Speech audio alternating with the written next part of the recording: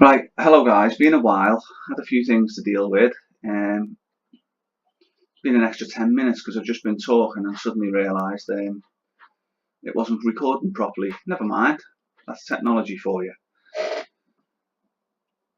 We finally have the big fight we've wanted, uh, a big fight. Dillian Whyte v Joseph Parker. Fantastic, great fight in my opinion. Better fight than him fighting Pulev, who you can never be sure is going to turn up. Fake his injuries, whatever he does, you know. Ortiz, the Boogeyman, King Kong. Yeah, okay. Alright. You know, he throws a punch and sends you a text first. In my opinion, he's that slow. Watch him plod around the ring against Dave Allen. And I think David had about, if he'd had 9 fights, I don't know, had he? Something around that. And there was times where I thought, Dave Allen's going to, you know, if Dave can find a punch here, he'll finish him. But anyway, that's a whole other ball game, isn't it? Give him his dues. He terrified the life out of Wilder, and in my opinion, that fight was very, very, very, very badly refereed, very close to being stopped. I think there's a real thing that Wilder could have been stopped, and that's the end of that 7th round. And we all know what happened before the 8th. WBC obviously went running into the corner and went, "Oh, hold on a minute, come on, let's let Deontay get a complementus again." And that, you know, at about another extra half a minute or more, whatever. Fair enough, he went on and he finished Ortiz. I think Ortiz had run out of steam, throwing everything into that 7th round, and then he tried again at the beginning of the 8th and that. I think he fell down with tiredness in the end more than anything.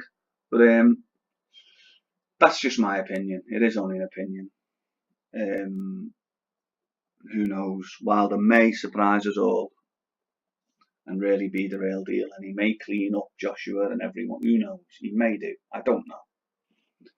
He may be one of them who raises his level with each fight he goes to, but for me, I think Joshua does that.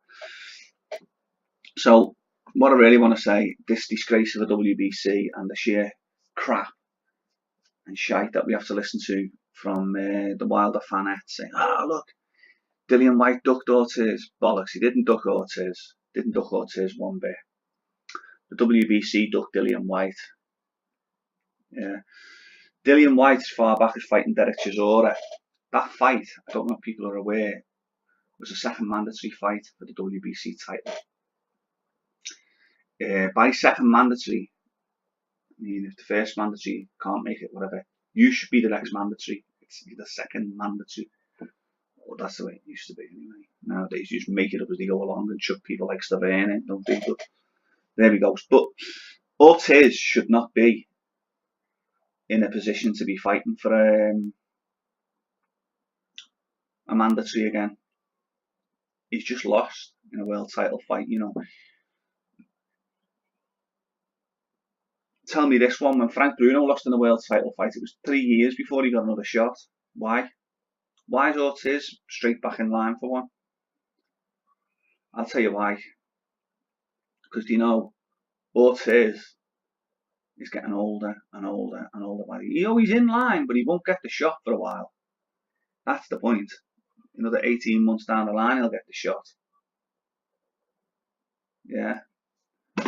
He may get the shot if Brazil or something pulls out, but it's fiddled. We all know it's fiddled. All of a sudden, Ortiz and Brazil, and there's even been a mention of young Adam Kawanaki, who I really quite like the look of, actually.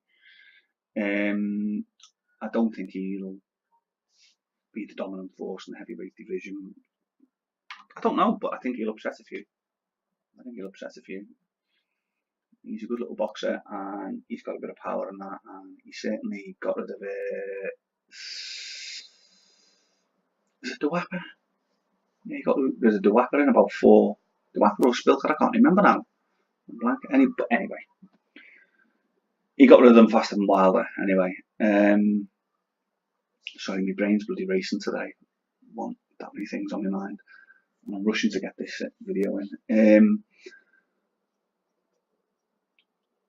Yeah, the WBC, the supposed most prestigious belt, bullshit. It's a bloody joke of a belt. It was quite prestigious, but for me, the WBA will always be the most prestigious. That was the original belt. And to all you people out there who tell me, oh, but the greatest champions held the WBC, Muhammad Ali held the WBC, Mike Tyson held the WBC, Lennox Lewis held the WBC. Yeah, they did, and they're all great fighters, I agree. But Joe Louis, Marciano, and many others, Jack Johnson, and many others that I could reel off, Jack Dempsey and that, they never held the WBC. They held the WBA, because the WBA was around first. So the WBA, in actual fact, is the most prestigious, because Muhammad Ali also held the WBA, Lennox Lewis held the WBA, Evander Holyfield held the WBA. So it's a bullshit argument, this. Oh, but the greatest champions of it, they've held both belts, you fools. The WBC have promoted themselves better over the years and that, and they've got the nice pictures on the belt and that. And obviously it was the belt that Ali held the longest and held up and stuff. But, you know, I listen to some of these people and it's like they want to go, oh, before Muhammad Ali, boxing didn't exist. Don't forget Joe Louis, he's just, you know, don't worry about him. Forget Marciano, he's white. And that's your LDBC for you. Not all of them, but a lot of them. And that's the other thing I want to get on to here. I will get back to Dillian Whyte in a minute. Not all, but a lot of the LDBC. Not all. They'll mention the greatest fighters in America's history. Heavyweights. I'm just sticking to heavyweights. And you'll hear them. Tyson. Some of them even mention Wilder. You know, God, I know, but what can you do? You know, you've got to just go along with them, haven't you?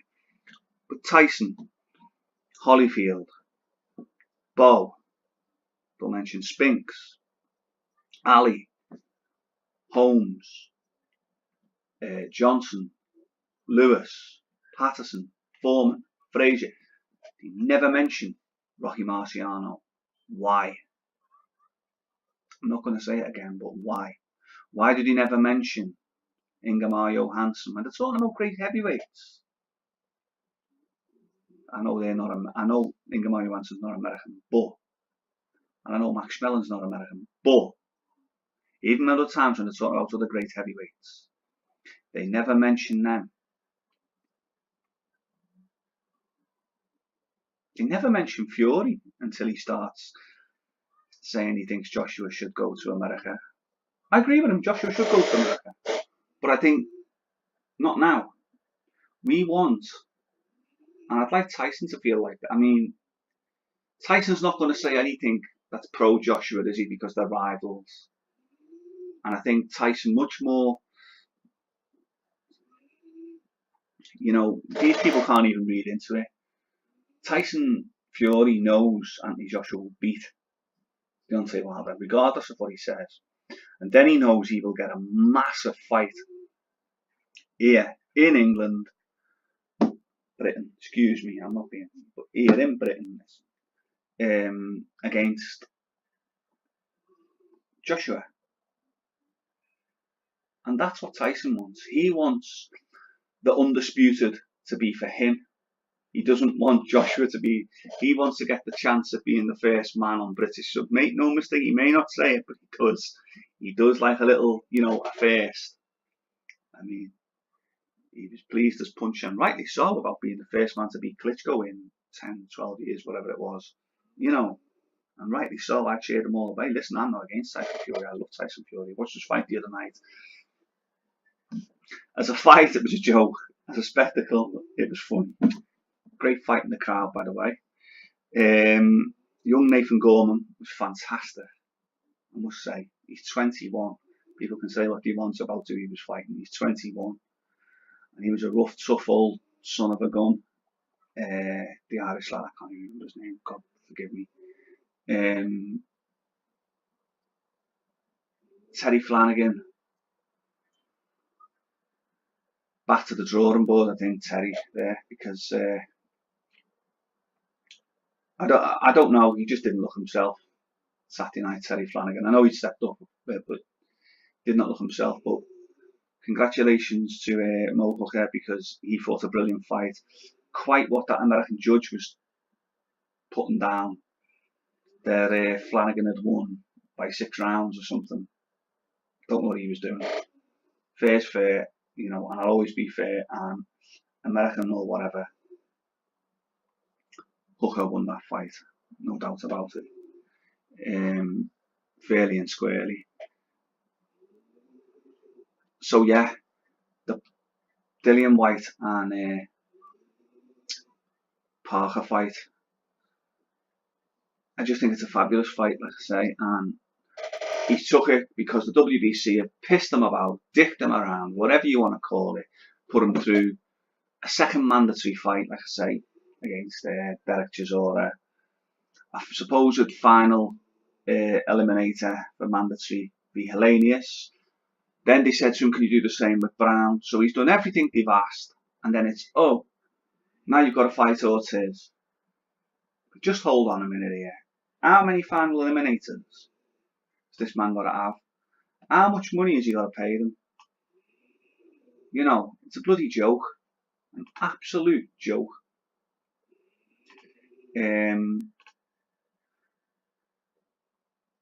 Sorry, there's a new mouse in here.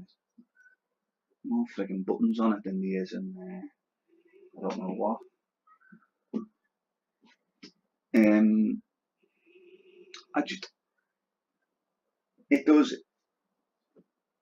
It stuns me how this WBC get away with it.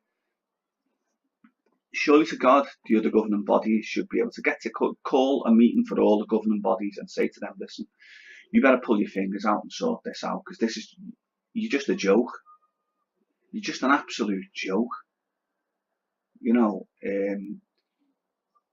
Dillian is ranked, I think he's ranked in the top, certainly top 7, possibly top 5 of all the governing bodies.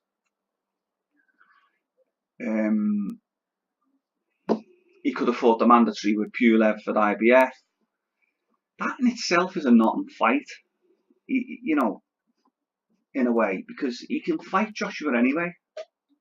You know, he doesn't need to do that fight, if you like, and he's going to make next to no money out of it.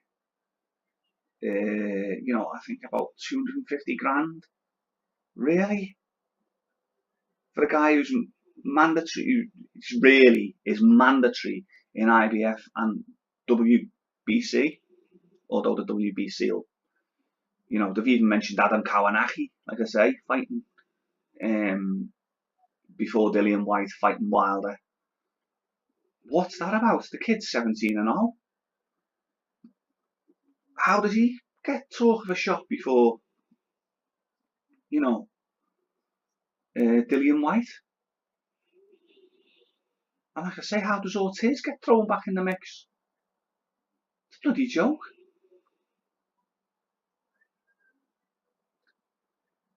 Prediction, Whyte Parker. It's a 50-50 fight. But Dillian, like I say, is my favourite fighter. And I think he'll find a way, Dillian. I really do.